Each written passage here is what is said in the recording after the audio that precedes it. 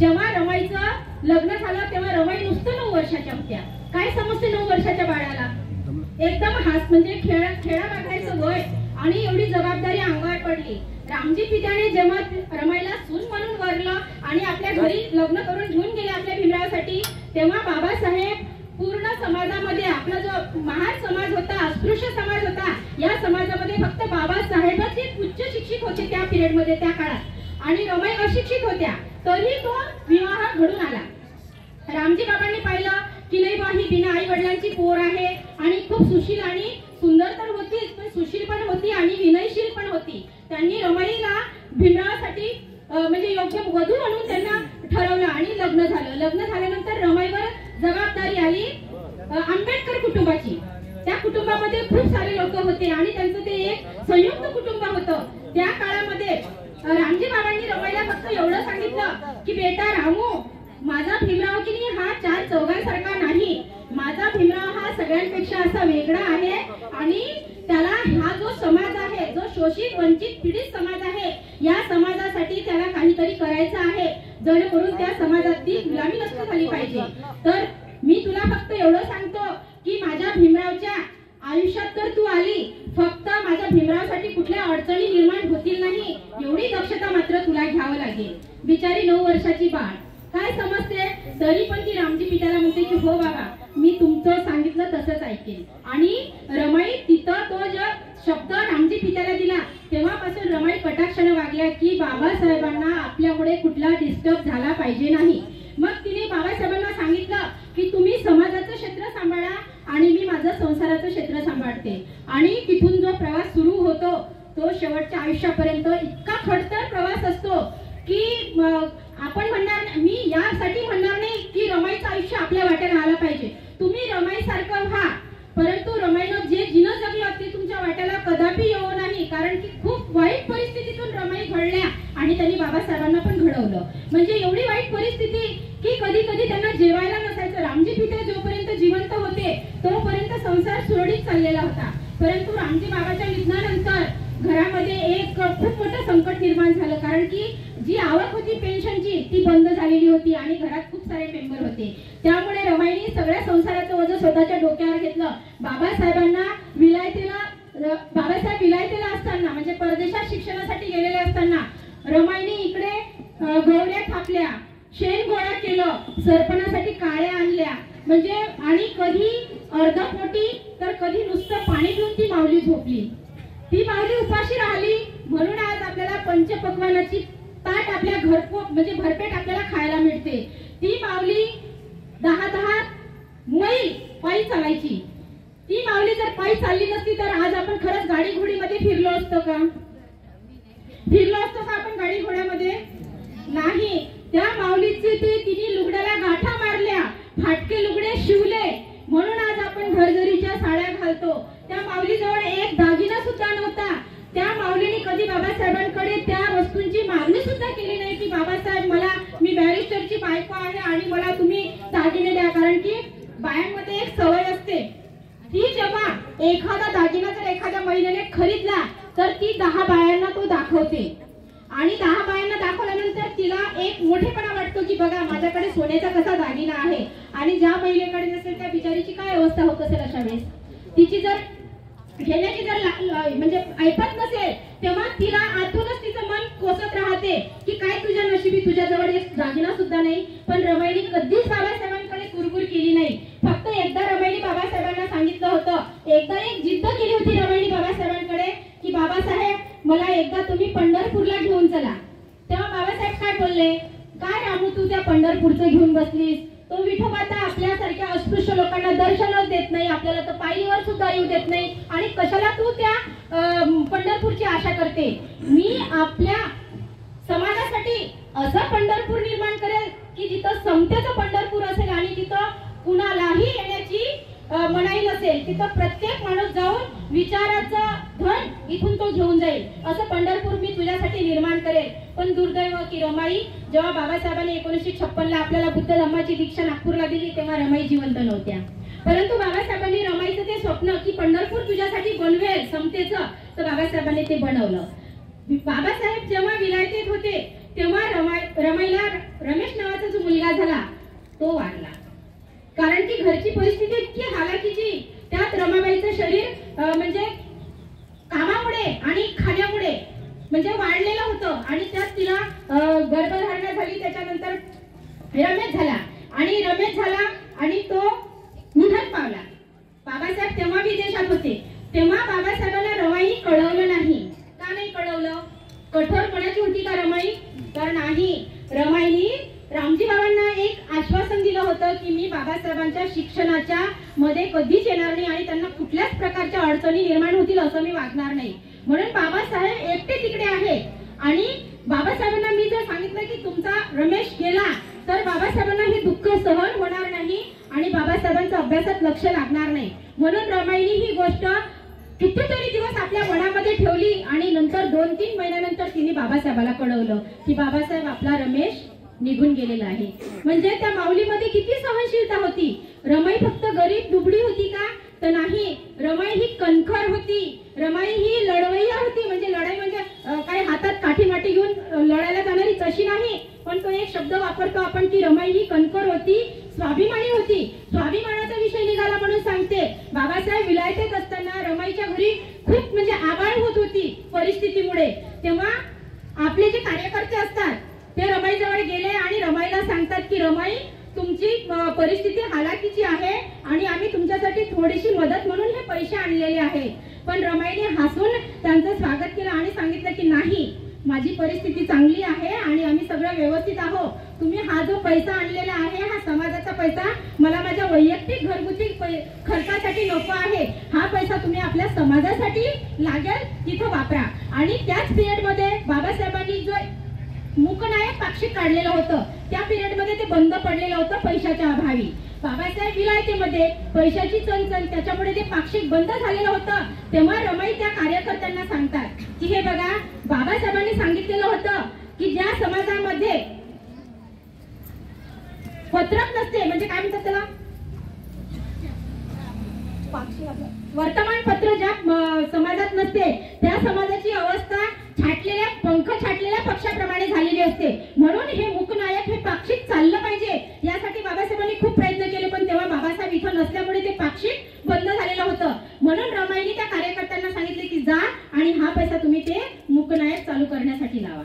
म्हणजे बघा, एक अशिक्षित बाई पण तिचा दूरदृष्टी बघा किती, की माझ्या समाजाला जर काही चालना मिळायची असेल, काही प्रेरणा मिळायची असेल तर त्या वर्तमानपत्रातून किंवा पाक्षिकामधून मिळेल. कारण की तेव्हा दुसरं कुठलं साधन नव्हतं. आता आपल्याकडे टीव्ही, मोबाईल, इंटरनेट सर्व आहे, पण त्या काळामध्ये तशी व्यवस्था नव्हती. म्हणून त्यांनी ते मूकनायक चालू करायला लावलं. म्हणजे रमाई अशिक्षित, कोण म्हणेल रमाई अशिक्षित होती?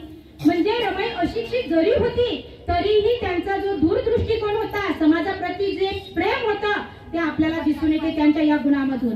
आणि स्वाभिमान, आईने लहानपणी जेव्हा सांगितलं होतं की रमा, स्वाभिमानानं जगायचं, काबाड कष्टाची लाज नाही, कष्ट केल्यानेच माणूस मोठा होतो. रमाईने तोच म्हणजे आई वडिलांचा जो बाळकडू असतो तो रमाईने आपल्या डोक्यामध्ये ठेवला आणि शेवटपर्यंत रमा कष्ट करत राहिली.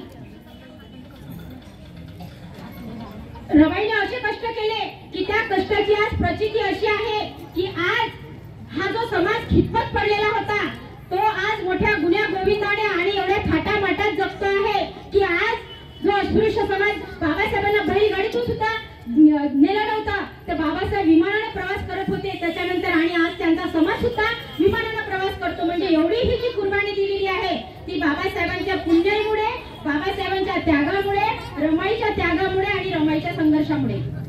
आपल्याला जेव्हा बाबासाहेब चळवळ चालवत होते तेव्हा बाबासाहेबांनी सर्वात जास्त स्त्रियांवर भर दिला होता की ज्या समाजातील स्त्रिया शिकतील, सवरतील, तो समाज म्हणजे आपल्या विकासापासून दूर राहणार नाही, त्यावरून त्या समाजाची प्रगती मोजली जाईल. म्हणून बाबासाहेबांनी समाजासाठी म्हणजे जास्तीत जास्त महिलांसाठी संविधानामध्ये पण जास्तीत जास्त कायदे करून ठेवलेले आहेत. बाबासाहेबांनी हिंदू कोड बिल हे महिलांसाठीच करून ठेवलेलं होतं.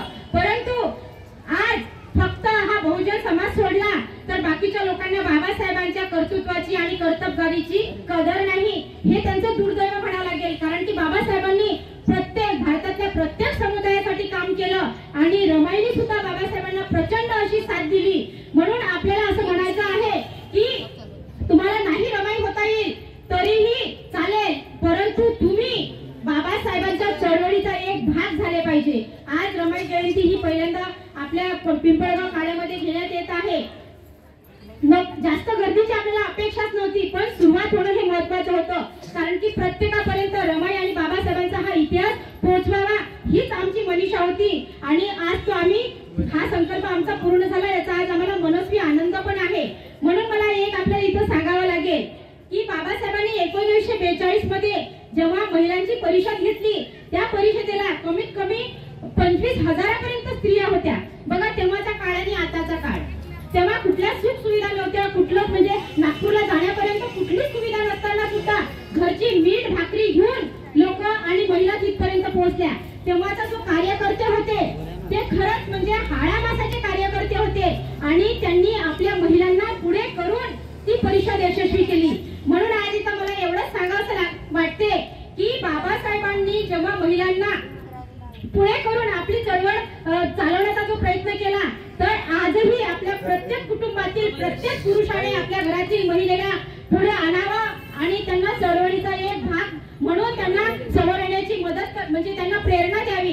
कारण की महिलांना काही म्हटलं तर माझ्या नवऱ्याला विचारल्याशिवाय मी पुढे जाणार नाही, हा त्यांचा पहिला मुद्दा असतो। का ताई तिथं जायचं आपल्याला चलता का, तर बाबा मी माझ्या घरी विचारेल आणि नंतर सांगेल। म्हणजे आपण आपले निर्णय घेण्याची आपल्यामध्ये क्षमता नाही आहे। बाबासाहेबांनी आपल्याला एवढे मोठे अधिकार दिले, परंतु आपण आपल्या अधिकाराची आपल्याला जाणीव नाही आहे। मला खेदाने इथं असं म्हणावं लागेल की आता आपण ग्रामपंचायत पासून राष्ट्रपती पदापर्यंत बाबासाहेबांच्या पुण्याईमुळे आपण त्या पदापर्यंत आपण जाऊ शकतो, परंतु एखाद्या गावची जर सरपंच असेल, तुमच्यामध्ये जर कोणी सदस्य असेल किंवा सरपंच असेल, तर मला सांगा तुम्ही तुमचा अधिकार स्वतः बजावता का? खेदाने म्हणावे लागेल की नाही। महिला जरी सरपंच असेल तरी तिचा नवराच तो अधिकार बजावतो। का बरं महिलांमध्ये तेवढी क्षमता नाही का? महिला जर आपलं कुटुंब चालू शकते, महिला जर देश चालू शकते, तर महिला स्वतःचा पदाचा वापर नाही करू शकत का? जर भविष्यात तुमच्यामध्ये जर अशी वेळ आली आणि तुमच्याकडे कुठलं जर पद आलं तर त्याचं तुम्ही स्वतःहून ते सक्षमपणे ते पार पाडावं असं आपल्याकडून अपेक्षा करते, कारण की बाबासाहेबांनी आपल्याला तो अधिकार दिलेला आहे।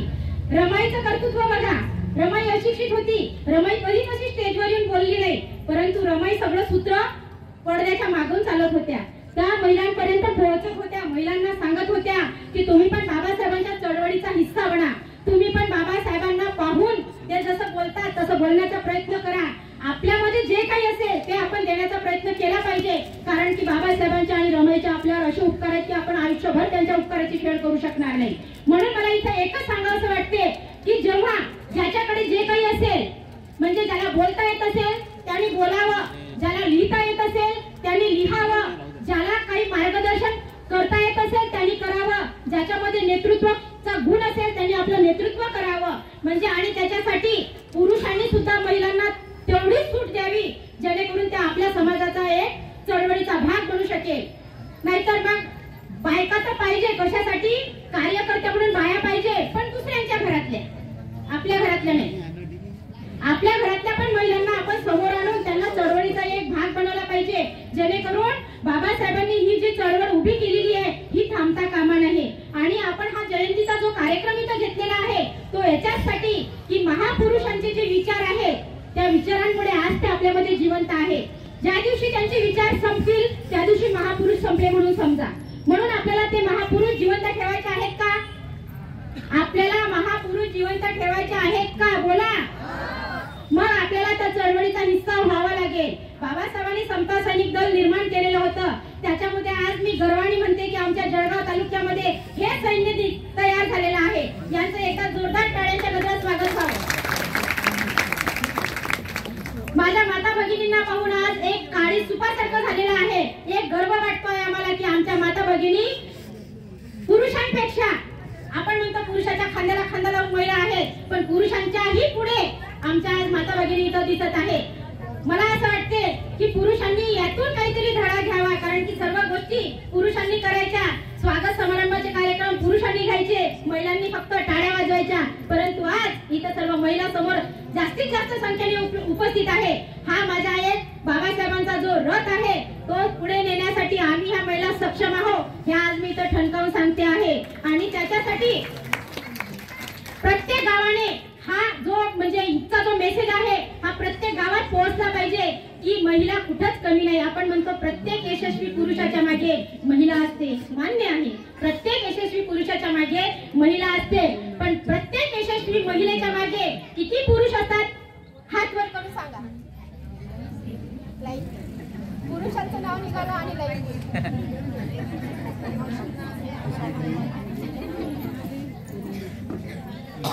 ठीक आहे. तुम्ही शांत बसले तर माझा आवाज तिथपर्यंत पण पोहोचतो. माझा आवाज पोहोचतो का शेवटपर्यंत? हा, तर मला शेवटी जाता जाता मी तुम्हाला एकच सांगेल की बाबासाहेबांनी आपल्यावर हा जो म्हणजे एक जबाबदारी दिलेली आहे. आतापर्यंत कार्यक्रमांमध्ये म्हणजे वय झालेल्या महिलांची संख्या जास्त असायची, पण आज अभिमानाने सांगा असं वाटते की तरुण मंडळी सुद्धा माझ्या माता भगिनी आज